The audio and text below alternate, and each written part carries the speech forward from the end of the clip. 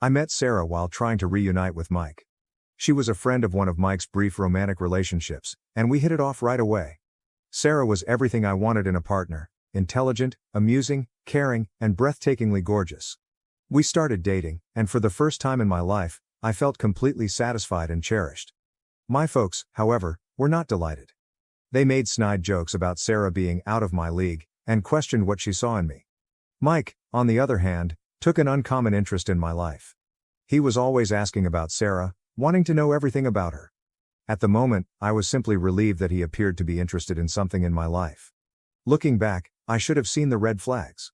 Sarah and I moved in together after a year of dating, and it was great. We both had successful careers, traveled much, and discussed our future plans. For the first time, I began to believe that I could have the life I had always desired. A successful profession, a loving partner, and possibly children someday.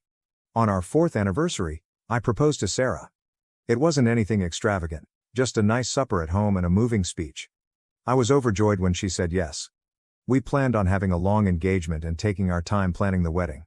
We weren't in a hurry, we had our entire lives ahead of us, or so I believed. When we informed my family of our engagement, their emotions were diverse, to say the least. My mother put on a fake smile and said, "Oh, how nice," in a tone that implied it was anything but. My father grunted and said, "Good luck with that," before returning to his television. Mike had the oddest reaction. He congratulated us, but his smile was unnerving, almost predatory. I disregarded it at the time, attributing it to my own fears. The following year was dominated by wedding preparations and job stress. Sarah and I were both working hard hours to save for our wedding and a down payment on a home.